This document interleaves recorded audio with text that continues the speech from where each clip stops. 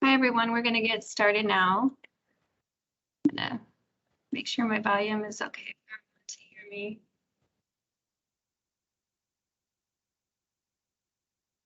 So I'm just going to go over the agenda. This is the CSP subscription changes webinar.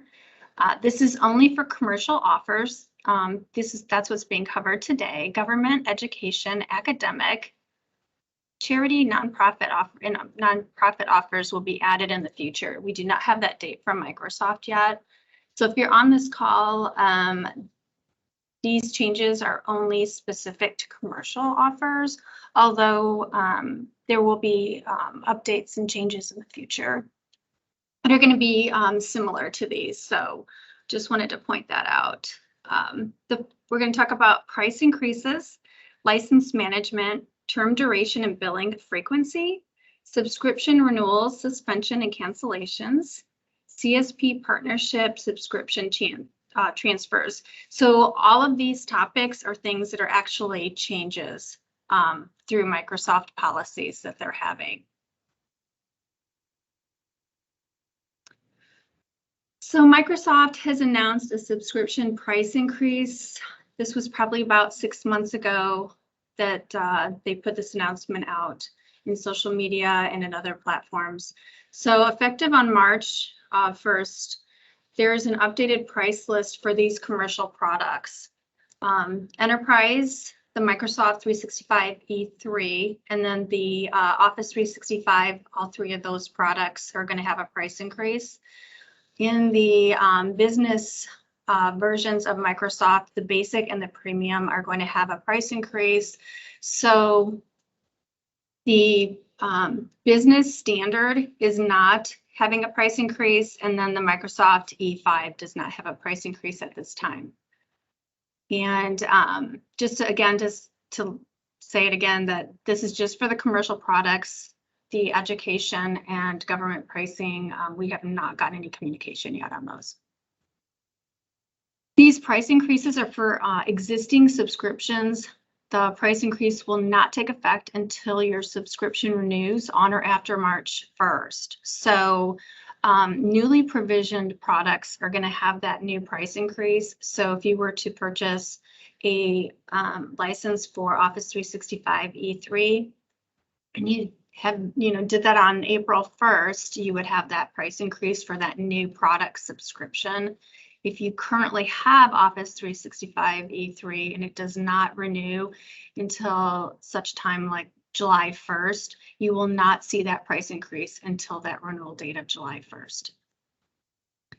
Other purchasing channels, if we recommend that you review any of these subscriptions that you have purchased through other channels. So if you have subscriptions with multiple or another CSP, if you've bought directly through Microsoft on their website, through Microsoft Volume Licensing Channel, or you have an EA agreement that's coming up for renewal, those are things that you need to discuss with those other purchasing channels as far as the migration and the changes that are coming for those prices. License management, there's some changes on the management of the actual licenses associated with those subscriptions. So for new and existing subscriptions, the customer will be able to upscale their Microsoft subscriptions, but not downscale. You can add licenses at any time. Upon renewal and purchase of the license, the quantity is locked in for that term with only additions allowed. No decrease to license quantity allowed until the next renewal associated with that subscription. The price will be the same as the original subscription purchase price, not the current price, and the price offered will be protected only for that subscription term. The end date will be the same as the original subscription term date.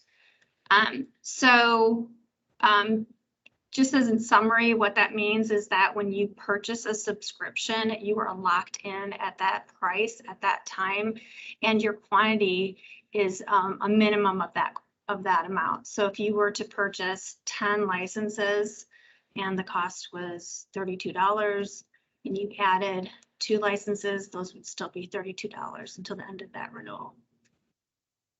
The new Microsoft policy associated with that is that the changes to orders can only be made during the first 72 hours, and that would be at a prorated billing.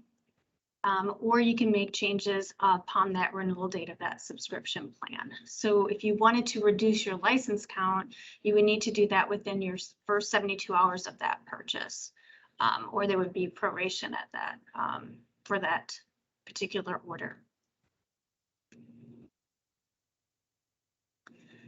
These are 2 things that are specific to the changes: term duration and billing frequency. The term duration, currently all the products that we have for the subscriptions are set to a 1-year subscription. Microsoft has come out with a 1-month subscription for some products. So there is a list that's available, and they'll be adding to those as the year goes on. There's also a 3-year subscription for Dynamics, and more products will be added to that as well. So I just wanted to note for the month-to-month subscriptions, because of the flexibility of just having that term, there will be a 20% increase on that, on those prices for those subscriptions. And that premium is actually on top of the price increase that was announced. So if you were looking at adding an Office 365 E3 license, and there's a price increase, that one has a price increase, it will also have a 20% on top of that for that flexibility of that one month-to-month subscription. So the term durations have a billing frequency that correlates with that. So if you have a 1-month term license, it's always going to be a monthly billing frequency. If you have a 1-year term, it's exactly the same as it is now. You have the option of doing a monthly or an annual billing. The 3 years the 3-year subscriptions will be along those same lines, where you can pay it up front, or you can do the monthly or the annual. There's no, at this time, there are no incentives for actually paying annually or in advance. And then I have some term restrictions that I've noted on there, so that just kind of explains that you can always move up, but you just can't move backwards on this. So you can upgrade. You can go from a month to a 1-year. You can go a month to a 3-year, or a 1-year to a 3-year type subscription, but you can't go from a 1-year backwards to a 1 month. That's not allowed, and that's on the term. So that means midterm, you can't change those. So upon your renewal, you'd be able to make any changes, and those can be scheduled in advance.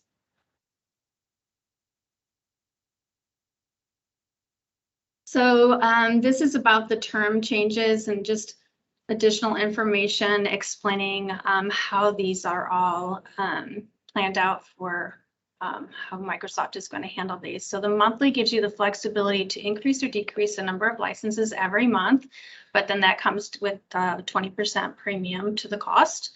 The annual, which is the current subscription term that is used now, commits you to the number of licenses. So you have that that price that's locked in for an annual term. But then you also are not able to reduce license counts anymore in that group. And then there's the 3-year that's going to become available for subscriptions in the future. Just want to let you know also, on the bullet point on the bottom is about mixing and matching subscriptions. This might be an option that is something that you could do either at the beginning of the transition, or during another point in time where you might have a fluctuation of employee count, and you might want to do a few licenses where you can do like a month to month if you don't want to commit for a whole year.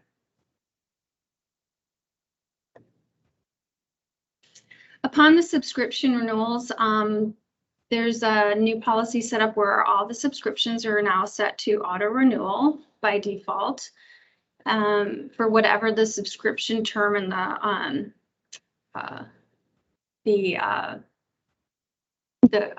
SKU that is set up. So upon renewal, the license quantity is locked in for that term duration, and it only can be increased or decreased within that renewal period. So on the right-hand side, I have shown a screenshot just to let you know that we can manage the renewal changes in advance. So if your license is going to renew in October, there's an option where we can go in and we can set up for any changes that you would like to have set up in advance.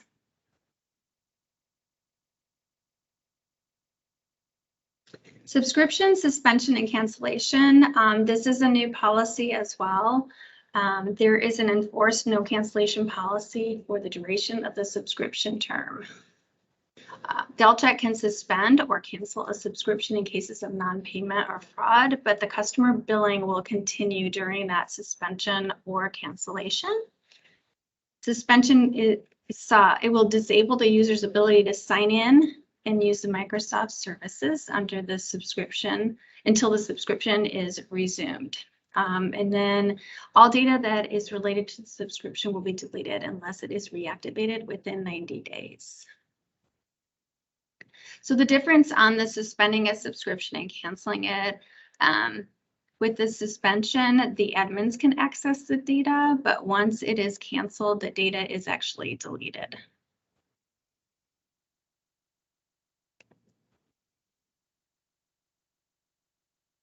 This is another new policy. This is in regards to CSP partnerships.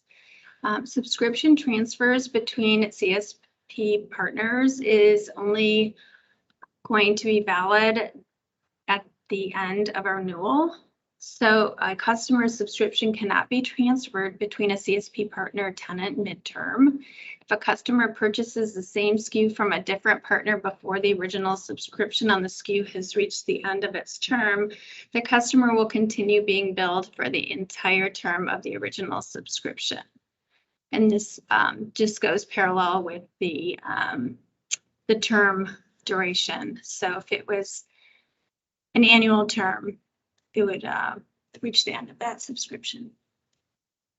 Microsoft hasn't published the effective date on that, but it's expected that with the rollout of everything, it's going to coincide with the March 2022 date. So that's why I wanted to make sure that everyone was aware of that.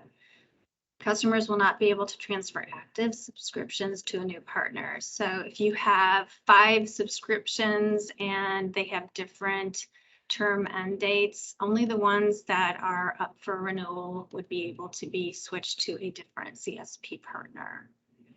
New subscriptions and additional users can be added to a new partner, but the customers will continue to be responsible for that existing subscription term and billing until that end date. So if you have Office 365 E3 licenses with a CSP, and then you were to want to transfer to a different CSP and add licenses with them, you would have it on both sides and be getting double billed unless you did it at a time of renewal.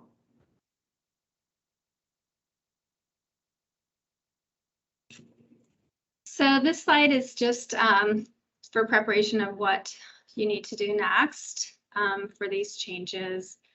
So the first bullet point, which is the most important one, is to engage with your current Microsoft partner to determine what changes are going to actually affect your organization and the timeline for those impacts. Just because everyone's subscription portfolio is different. Just getting that information from who's ever handling your subscriptions from the start. Determine the best licensing options that benefit you, whether it's monthly or annual subscriptions, and that just depends on what type of flexibility that you're going to need and what you can commit to over the course of an annual term versus if you were able to do that monthly subscription. There's a lot of flexibility with the increase and decreases when you do have that monthly subscription, but again, there is a 20% price increase for those. And the last bullet point, just important to know that in the past, we were able to decrease license counts. So it's best to clean everything up right now, since everything will be locked in as far as quantity, and just decrease those unused license counts on any subscriptions that you are not using at this time.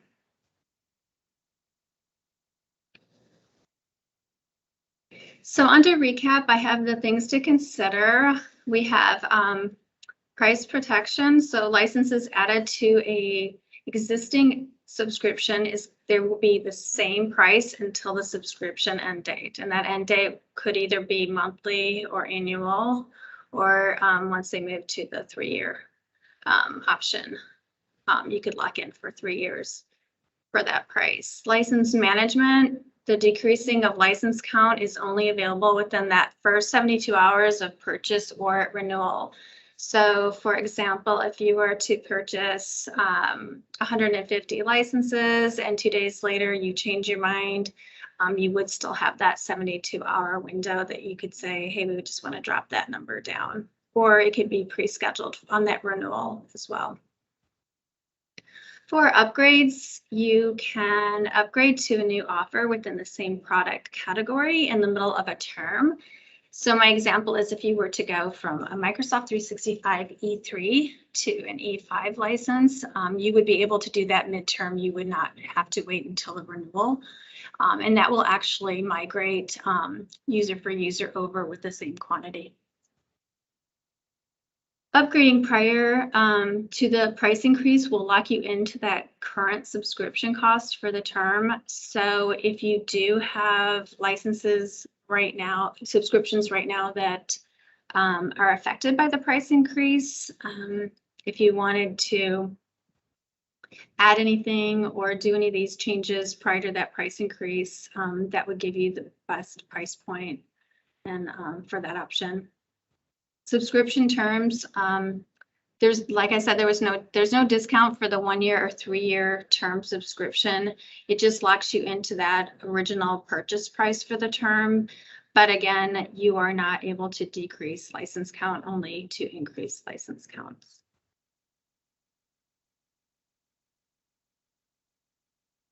This slide is specific to customers that we have. So if you're under RCSP, we do have a comprehensive subscription renewal and consultation that's going to be scheduled for each one of our customers to go over all these changes. So you will have an opportunity to decrease your license quantity prior to that lock-in policy. There'll be an option to add the month-to-month subscription if that's something that your company needs.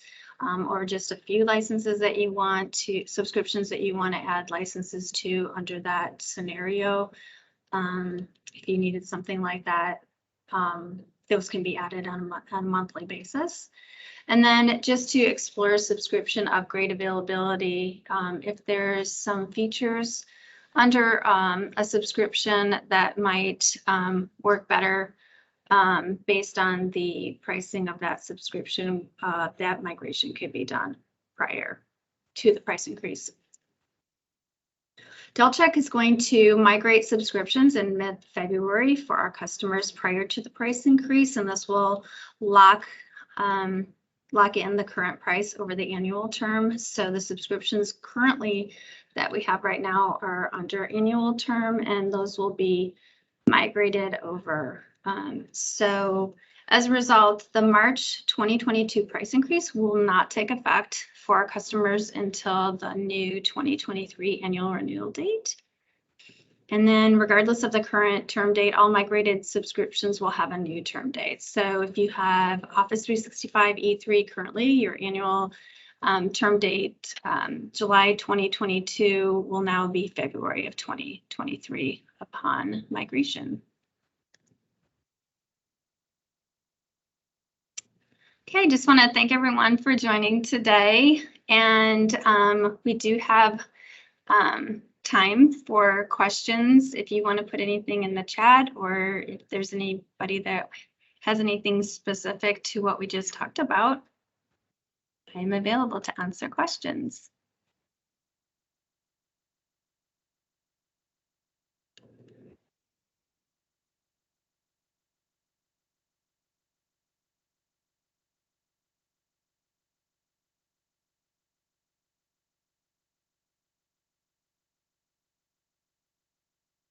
I also wanted to let everyone know that we will be sending a link out that will have this webinar recording so that you have a copy of all the slides and my information so you can get back to me at that time as well.